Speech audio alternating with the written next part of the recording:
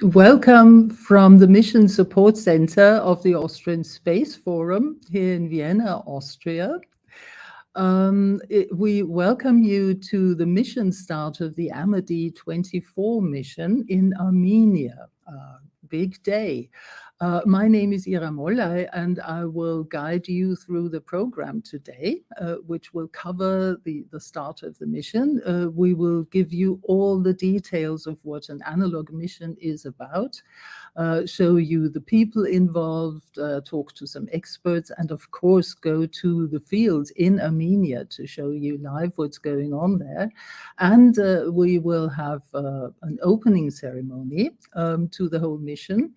And a tiny other thing, we will have a draw to give away a goodie bag of Austrian Space Forum stuff. So if you want to take part in that, we'll talk about that a little later.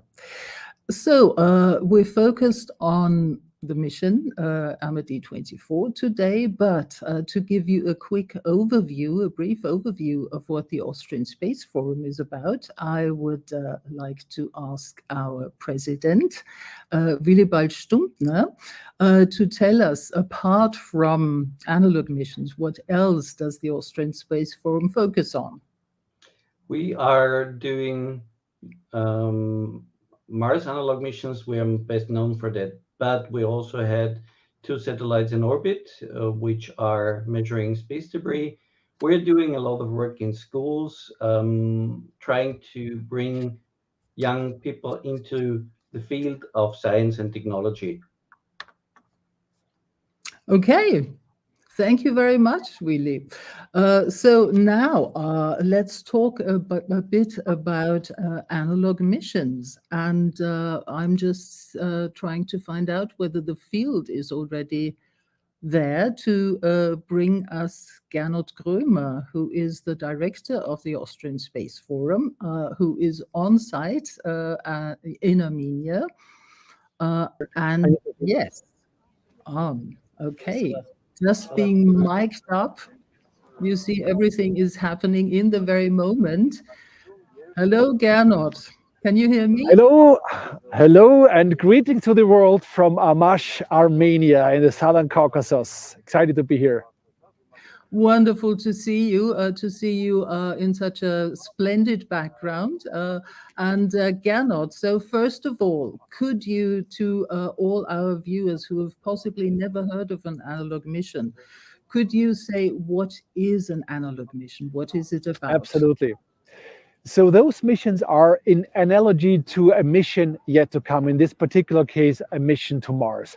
That means we are choosing landscapes that have their geological or mineralogical twins on Mars and put a station there for all the missions we've been doing, where a carefully selected crew of so-called analog astronauts work in the fields of robotics, human factors, and geosciences to basically emulate the workflows, the robotic and research workflows you would have on a human robotic Mars mission as well.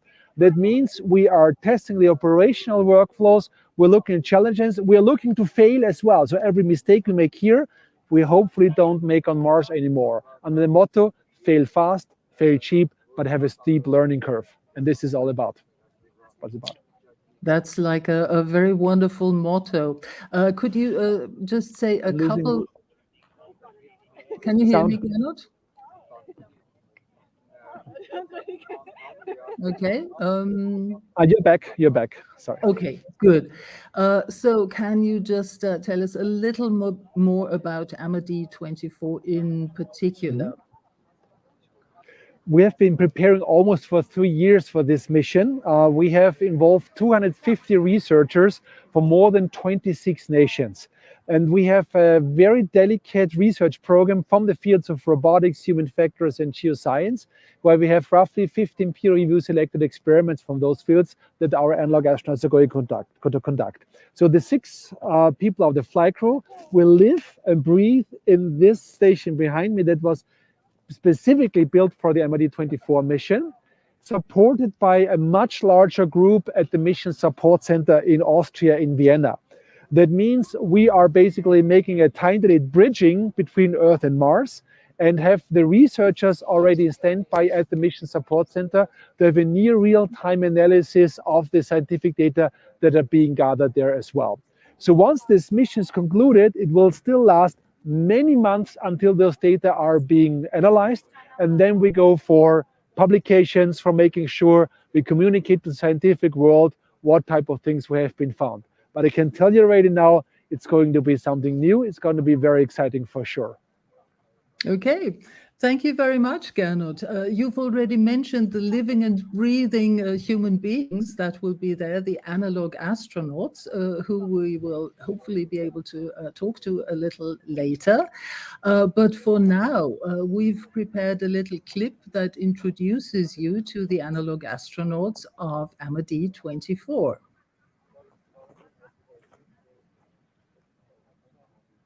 Okay, we're still waiting for the clip. Bear with us for a moment.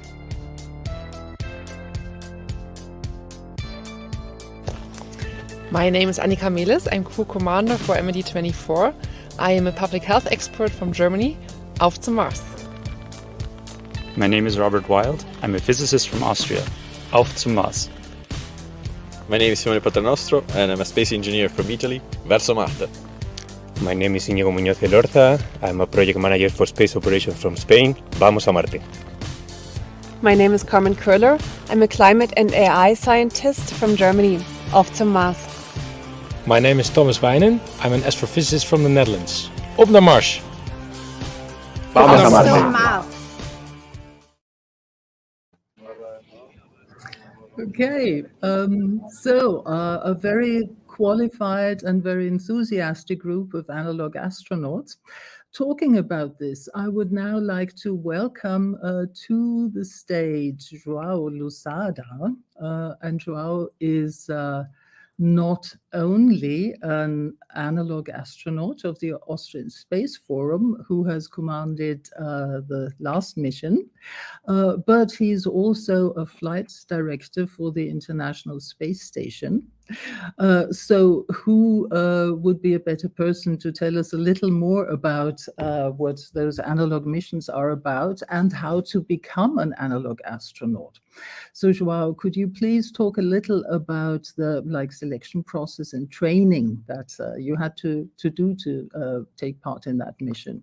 Absolutely. So I was selected in 2015. And at the time, we were about a bit over 100 applicants going for this position of analog astronaut. The selection tests were separated into 3 different rounds where we were testing in things like, can be things as simple as your body measurements, because indeed we need to fit inside a suit. There's specific standards we need to fill. We were tested in technical knowledge. We were tested in things, for example, as public speaking, because as analog astronauts, you're also a bit of an ambassador for the organization for these analog missions. So you do need to be able to as well to have that public appearance. So it was a very diverse selection process. And somehow I was lucky to, or I was happy to be selected in the end, together with 5 different colleagues in the class of 2015.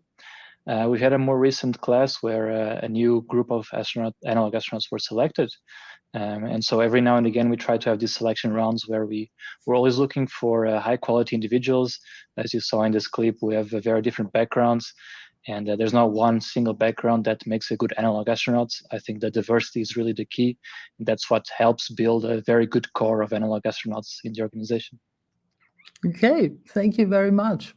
So I guess our viewers can already understand that a lot goes into preparing and implementing such a mission. And an integral part of this is the Mission Support Center that has already been mentioned quite a bit. So I would now like to ask Reinhard Lustos, who's the flight director for this mission, to talk a bit about what the Mission Support Center does and how it helps the mission. Exactly. So we heard a lot about the Mission Support Center already, and here all the information that comes from Mars, from the field, comes together, and we disseminate this information to the researchers, to the flight planning team, and all the other teams that help support us in this mission. We are supporting the mission. We're not controlling it, but we are supporting it with all the help we have here. So we have researchers sitting here, PIs of experiments, that can give almost real-time feedback on questions that come from the field or any other issues that come up. So we are here to support the mission in Armenia. Okay, and have you maybe an idea, give us an idea of the various kind of departments that the Mission Support Center has? Just to mention a few. Of course, yeah. So we have the flight control team. This is where all the information comes in from the field and then gets sent to the other teams. There's the remote science support team, from which we will hear later, I think. And they support the mission with the scientists that are there. There's a flight planning team that basically it's a schedule for the analog astronauts of when they have to do what. Yeah, so we have this team that plans ahead for the next days. Of course, there's a media team. So you're part of that, of course. And we have also some other teams, the BME team, the biomedical engineers, the doctors, and so on. So there's really a diverse group of people with many different backgrounds that help support the mission. Okay, thank you very much. We will go to Armenia again, and I would like to ask Gernot, what goes into choosing a mission site for an analog emission? So which areas qualify as Mars? Can you talk a little about that? Absolutely. So not all Mars analog sites look like Mars in the first glance. Like you still have the blue sky, obviously, and there's a little bit of bushwork around here. The factor that is important for us, it should have geological twins on the red planet. So when it comes in terms to mineralogy or topography or the sand dust grain size distribution, for instance, there should be equivalent to, I say, this is a plausible surrogate that looks a little bit like Mars. But this is not the only selection criterion. Also, the region has to be safe from natural disasters, from man-made challenges, for instance. There also has to be a certain level of willingness of the host country to be willing to have us here, because there's a lot of infrastructure that is required from the host country to be implemented, including the full-blown station behind me.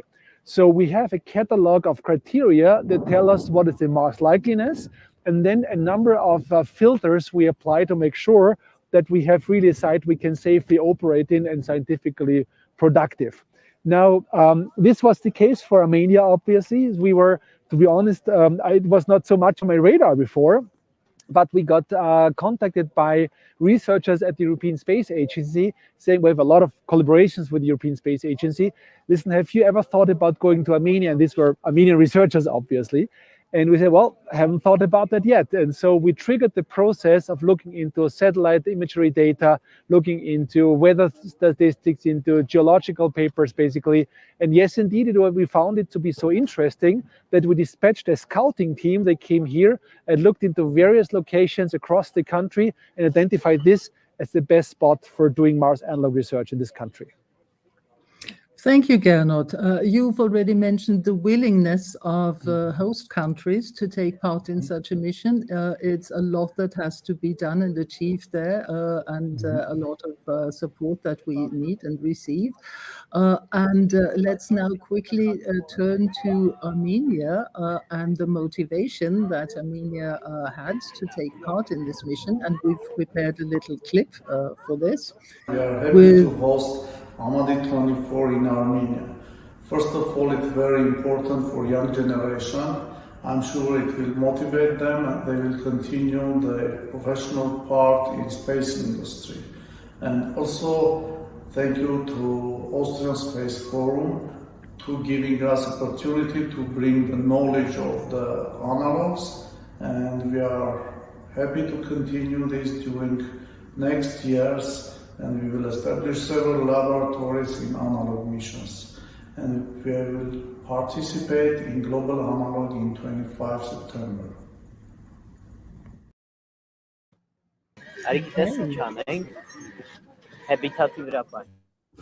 We have a little glimpse at one of the rovers driving around on the mission site. So we will talk about the experiments and the science in a little while. But what I would like you to take a look now is we shouldn't forget it's about Mars, you know, like the final destination is Mars, and we're testing some stepping stones there. And I ask you to switch your ears to double listening speed now, because we've prepared a rapid fire of Mars facts for you, presented in a clip by Gernot Krömer once again.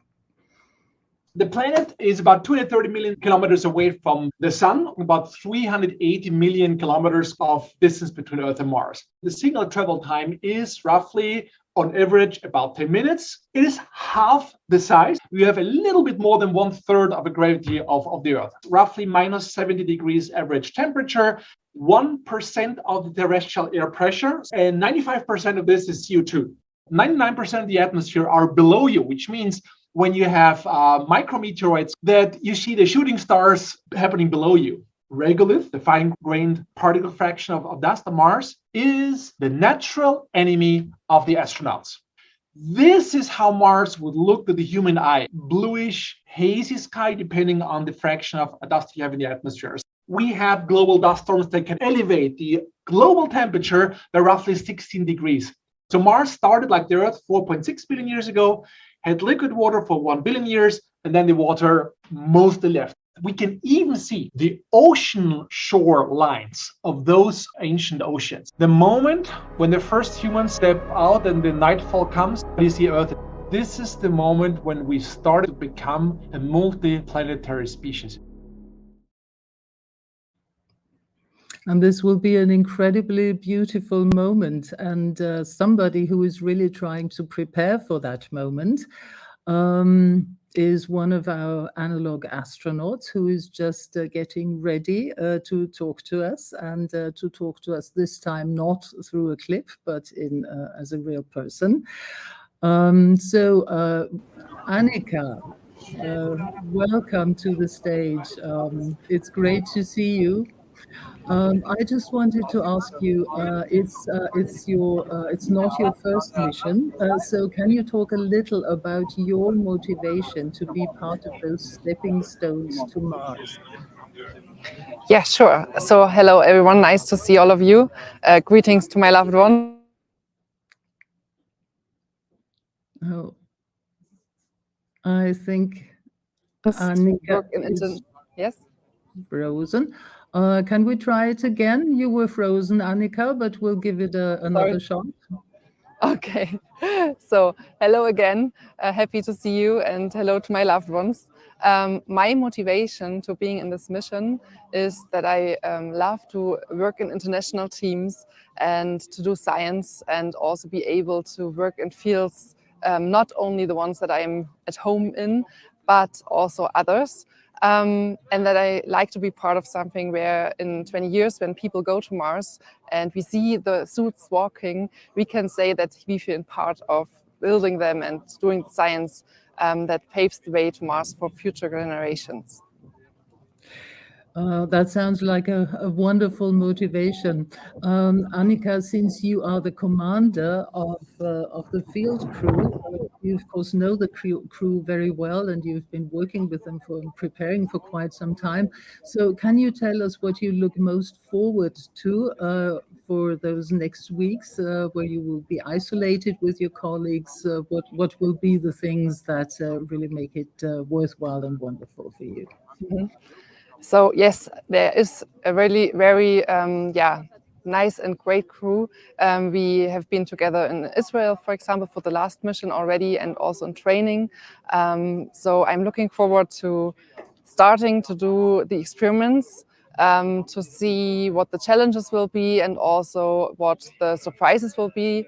And I'm looking forward to growing together as a team, spending time, also some leisure time to have talks, and also experiencing how it feels like if you work with people that bring everything they have to bring together for greater good.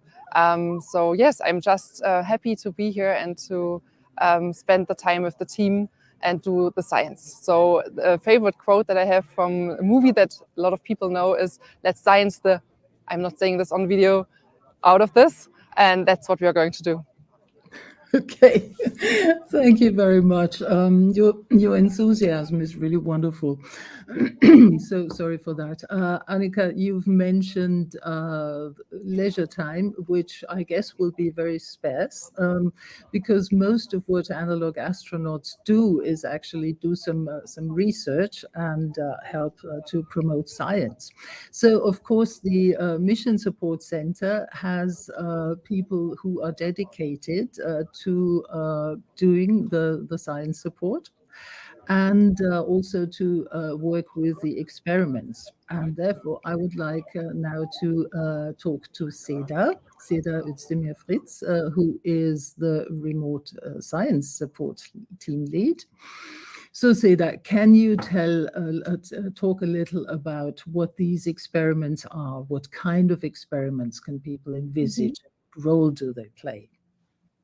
Yeah, of course. I mean, actually, we have plenty of experiments, so I cannot name each of them, but we group them as a robotic experiments, a human factor, psychology experiments, medical experiment, and the geological experiments. And some of those experiments are getting together and working in cooperation to find out some common data and supporting each other, especially for the geoscience that we are working with the robots, we are working with the remote science, remote census data by combining all of the most of the experiments together. And this I can give you as an example especially for the geoscience, we are combining lots of teams. Okay, thank you very much, Seda. So there's a lot of experiments that are taking part. We will showcase two of them a bit later. But I would like to ask Joao to tell us a little how this works in practice. So when you consider like a typical day of an analog astronaut, what does it look like, and how can we envision what you do? What does it mean to do science somewhere in the desert? Yeah, so definitely the days are quite busy. Let's just start with that. And of course, it comes from us wanting to get the most out of the mission. So also from ourselves, we want to take the most out of this mission, really do all the experiments, get all the results we want for the science teams. So usually the morning starts with a bit of an internal briefing within the team. So when I was commander in the last mission, that's something that was one of my tasks, the early tasks of the day, to really go through the plan of the day, make sure we look at any possible pinch points, any possible problems we might find, think ahead, because as Garnet was saying, we also in our missions, we have this 10 minutes of artificial delay. Of course, it's an analog mission, but simulates what it would be on Mars. So you really need to think ahead towards the plan and to any possible problems that might come.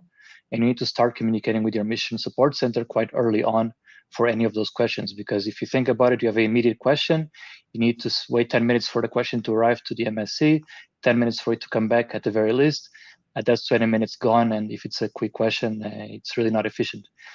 Then after the debrief or after the morning briefing, usually every day is going to be, or most of the days are going to be EVA days. So actually getting started with the donning, so putting on the suit, depending who's going to be on the suit, those people will start with their medical checks, make sure they're fit for going outside with the spacesuit that we have, our AUDA spacesuit simulator.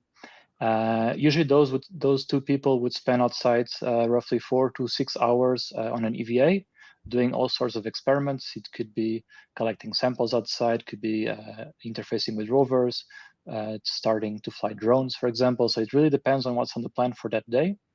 The people inside would be doing both the support for those people outside, so direct communication with them on our audio communication system, but also they'll be doing experiments inside. We also have some experiments that can be done inside a habitat.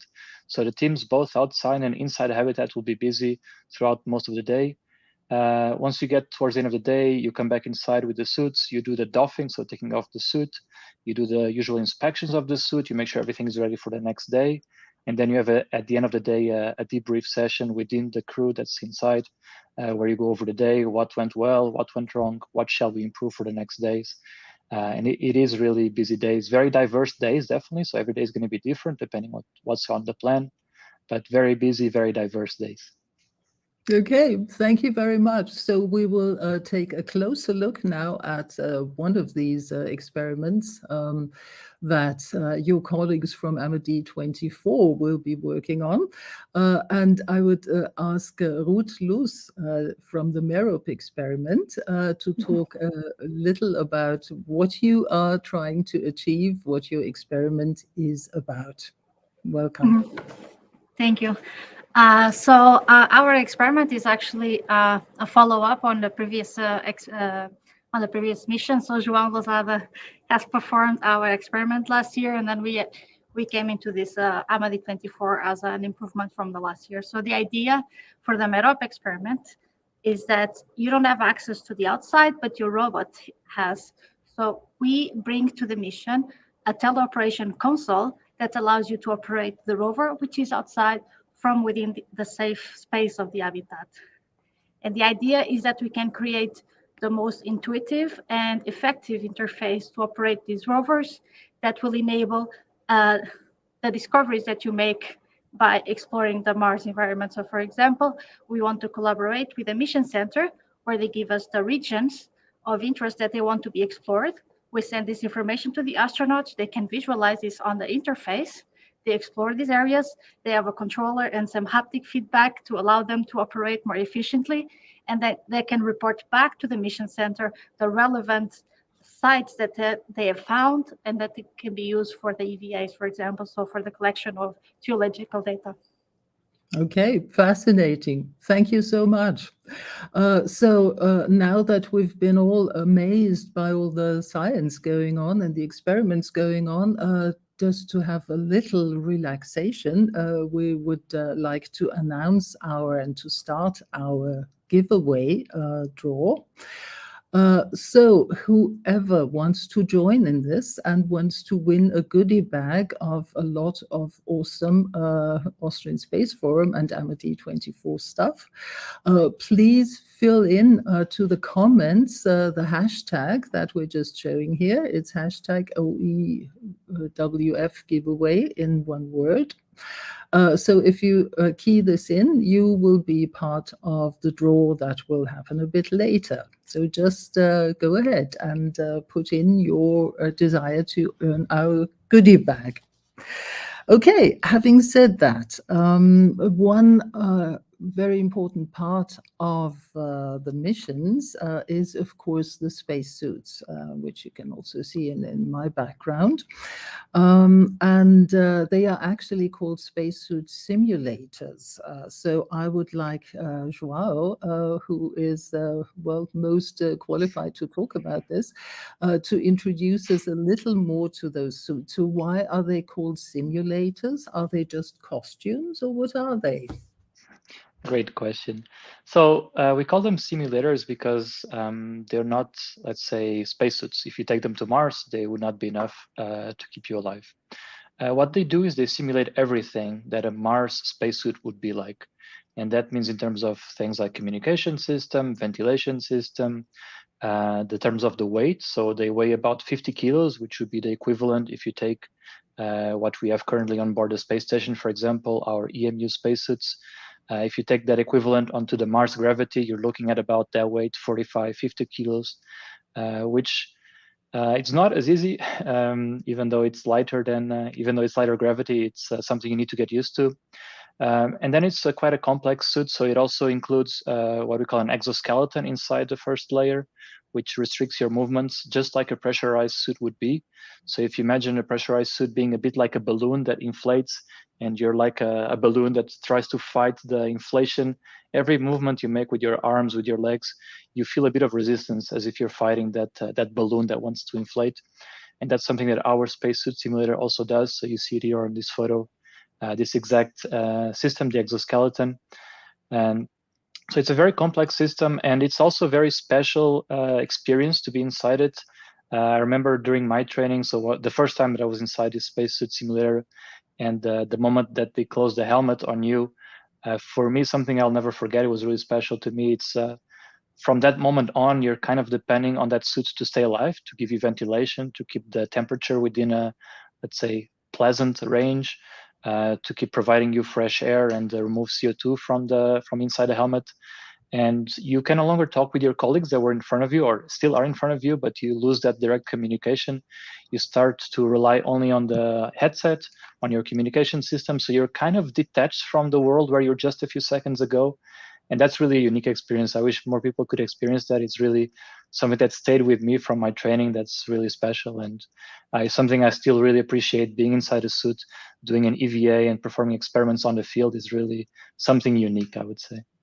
I'm sure it is. Thank you very much for sharing your experiences, Joao. So I would now like to go back to the field in Armenia, and we have not yet heard about a very specific group of people. The team is called GOST, and sometimes even Ghost, which sounds a bit mysterious. And I hope we will be able to bring up Eleonore, who will tell us why the GHOST team or GHOST team is mysterious. No, I see we've just lost the field, unfortunately. Okay, so this will still remain a mystery for a little while. And I would now like to move on to talk to Jazz Purewall, a very special guest in our broadcast. Jazz is very knowledgeable about analog missions as such, and has a very interesting project plan, which we'll talk about a little later. So in case somebody thought the Austrian Space Forum is the only organization doing analog missions, I guess they couldn't be more wrong. So Jazz, could you first of all just give us an overview what kind of missions are out there, what are people doing, and what are the main differences? Yeah, absolutely. So there's lots of different missions around the world, scattered around all different countries, not just affiliated with space agencies. So NASA has, for example, Hera, ESA has analogs as well, but there are private companies similar to the Austrian Space Forum who are running analog missions all over the world, some of which have permanent habitats as well. And all of these are pretty unique, and they all have their own strengths. Some are very focused on the analogous geology where they're located. Others focus a little bit more on the space architecture. So they're a lot more interested in designing very comfortable and functional habitat spaces as well. So each of these, the fidelity varies. And like I said, they all have the strengths that they kind of play to. They're all very unique, and they also allow individuals, researchers, and participants to apply directly to them, so that you can go on an analog mission and experience each of these different habitats. Okay, so, and you talked about the uniqueness of all those missions, but I guess they have something in common. They all try to be stepping stones for the big things to come. And you've also come up with a very, very big idea, which is called the world's biggest analog. Can you talk about this? What is the intention there? Yeah, so the world's biggest analog is designed to simulate what it would be like for us to live and work in space, the moon, on Mars, as a community. So in the not too distant future, there's going to be permanent habitats on the moon. And they're not just going to be the space agencies from various countries.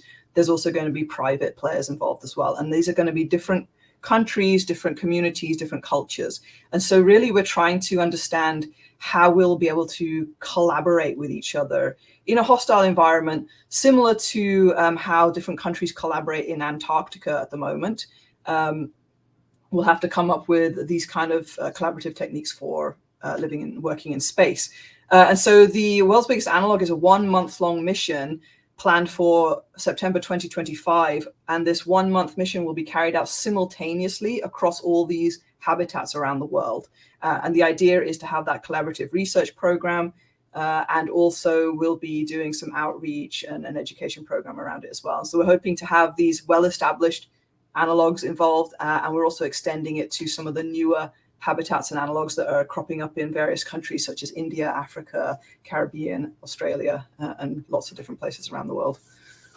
Okay, so thank you very much. That's really an absolutely wonderful and very, very big idea.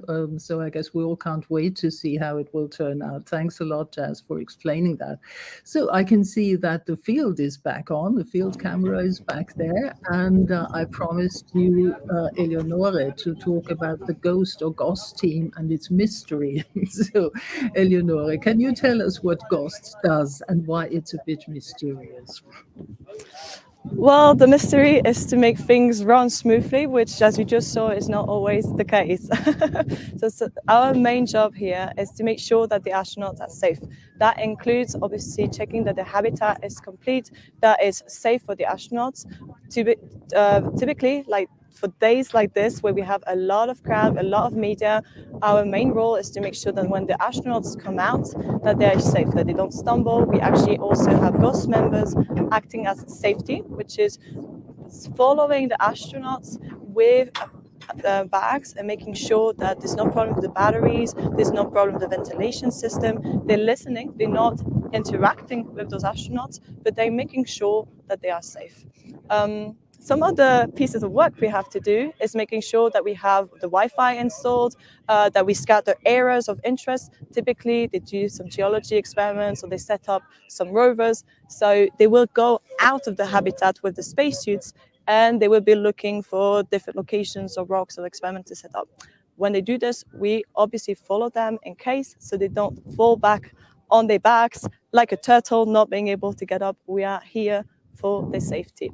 Some of the jobs can be simply bringing food and repairing rovers when they've broken down somewhere, and helping with the experiments for the PI. Okay. Can you maybe talk a little also about the difference during the isolation phase? So why is GHOST sometimes also called GHOST? What do you do? What do you not do? When are you visible and when are you not? So at the moment, we're very, very visible because we're always at the habitat and taking care of the analog astronauts, specifically during media day. So at the moment, we're not really ghastly or ghostly. We're not really transparent.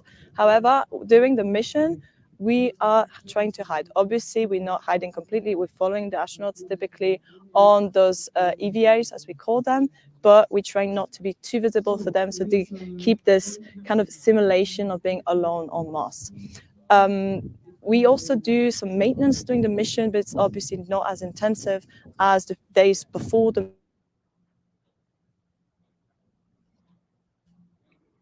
Okay, so I guess we're seeing some issues with the field. Again, it's difficult to, in a very remote area that resembles Mars, to have full connection.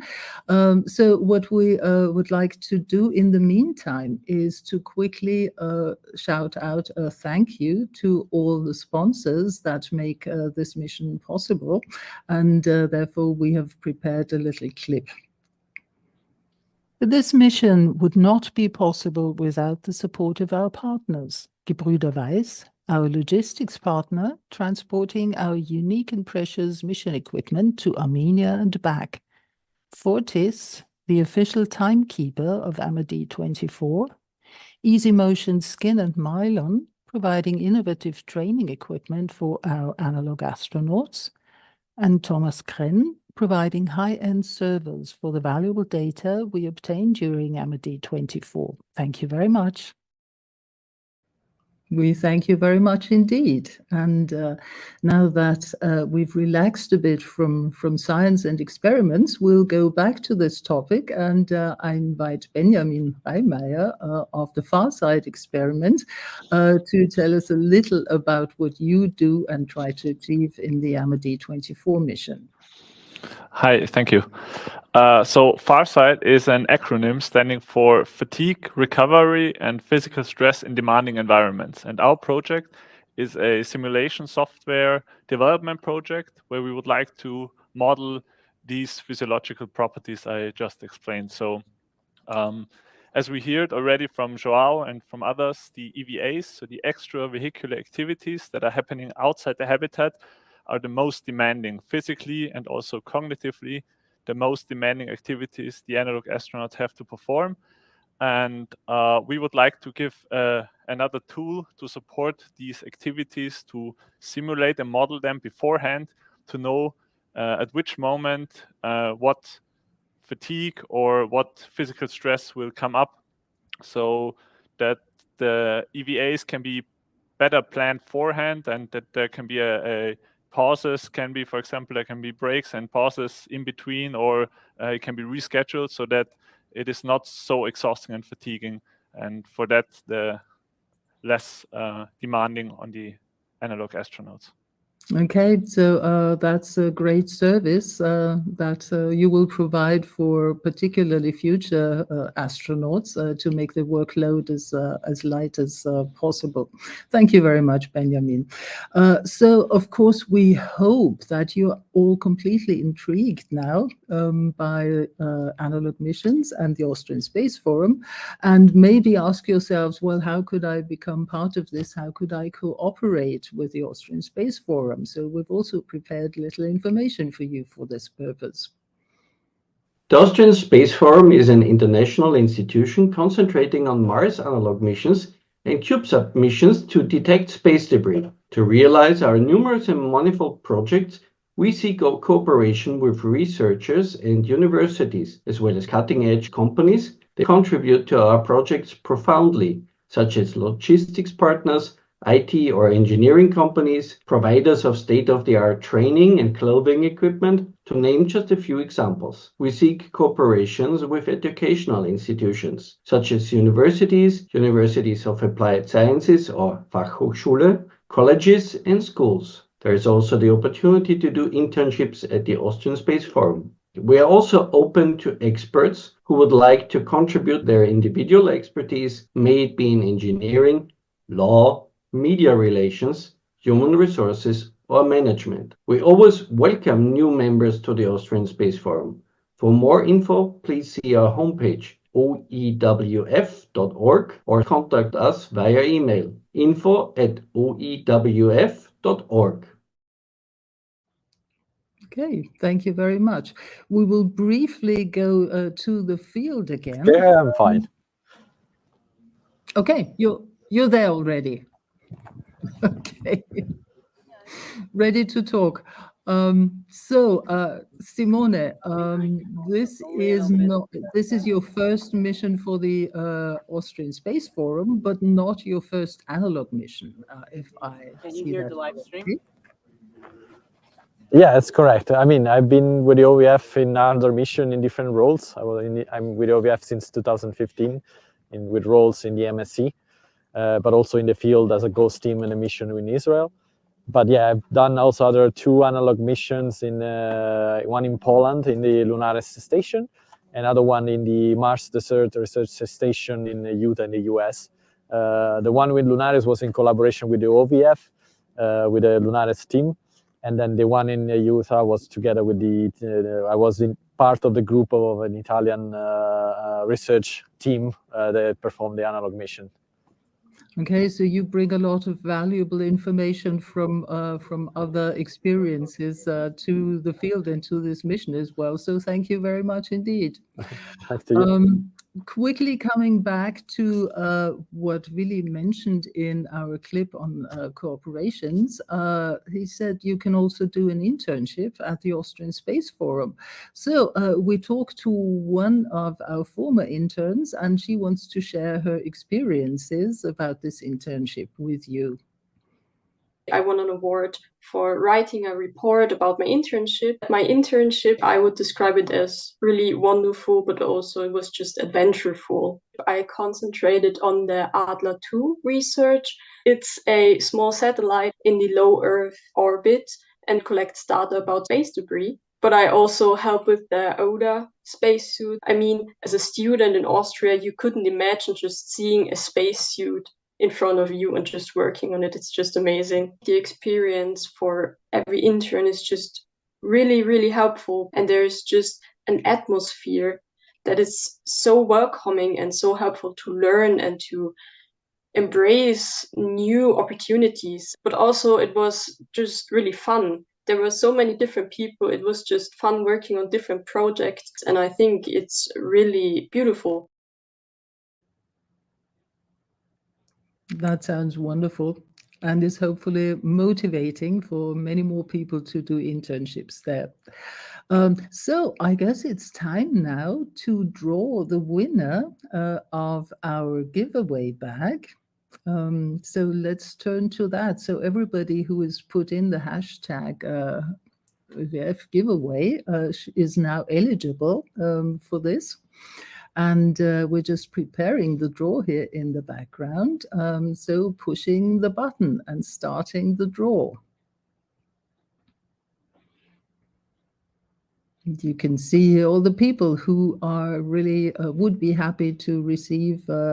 Okay, we have a winner. Our winner is Christiana Cristoforo. So Christiana, we ask you to write an email to info@övf.org to provide us with your contact details, your address, so that we can send the goodie bag to you. So congratulations, and we really hope you will enjoy it a lot and have fun with it. So, and now I would like to go back to the field and see what's happening there. Live stream is coming to you. Okay, I guess I've surprised them a little at the moment. So you see the camera moving and you see a lot of people who have already gathered there for the opening ceremony. So I'm just waiting for our field camera team to give me an idea of where we are and whether somebody can directly talk to us. No, I guess we're already getting ready for the opening ceremony. Magnificent site. I don't know, maybe somebody else has seen it as well. Satellites, and we always in our missions we have those astronomical good omens in a way.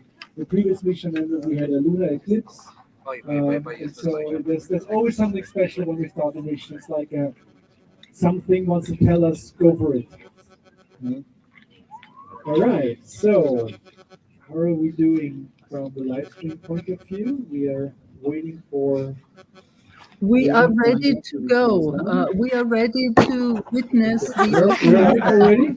Yeah. Okay, so we first start with a very special moment that basically hands over the operational ownership. No, okay, not this cycle. We start with a very special moment, so it will not take half an hour. So I guess we're seeing a little issue here from the field again, which is saying it's really a bit like Mars, you know. I'm sure the communication with Mars will also have glitches in the first stages. So in the meantime, you can also take a glimpse into the flight control room. Of course, everybody is very busy there, looking at their screens, communicating on various channels in many forms. And what they are getting ready for is some kind of polling, which will take place before the handover in the field, which is the opening ceremony. So we have lost the field again, and I have to say it's incredibly exciting. You know, it's really like a space mission where you are on your toes, like the very last moment, and always have to be prepared for the unexpected. So we're just going to see whether we get the field back quickly. And you can listen in a bit to the mission control room. Yes, and the field is back. Yes, we can hear you. Very well. So formally, we are requesting, this is our Mars Analog Research Station, requesting go, no-go decision for mission start. Here at the Mission Support Center are doing a quick polling. Procedures. Go. DME. Go.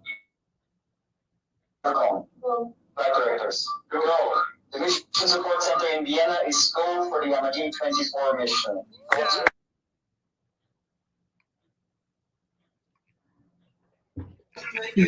Smile and cheer and clap. We're very proud of you. We're proud of the crew. We wish us all the best. And Off the Mars. Thank you, everybody. Thank you.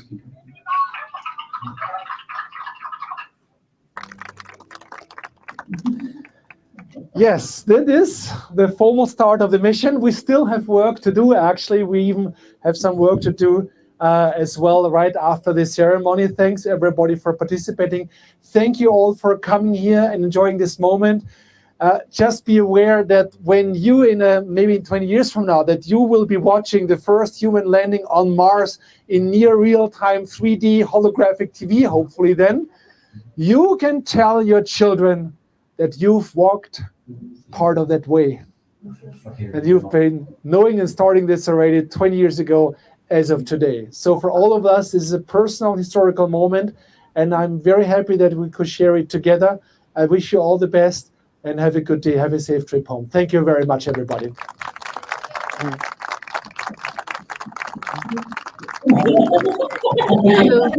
Good luck. And that concludes the event. Again, all the best when walking out. Please don't forget everything you brought with you. Don't leave anything back. Also, the crew will go back on, so we won't have any. Okay, I guess we can quit from the field now. The opening ceremony has ended, and this also brings our live stream nearly to a close.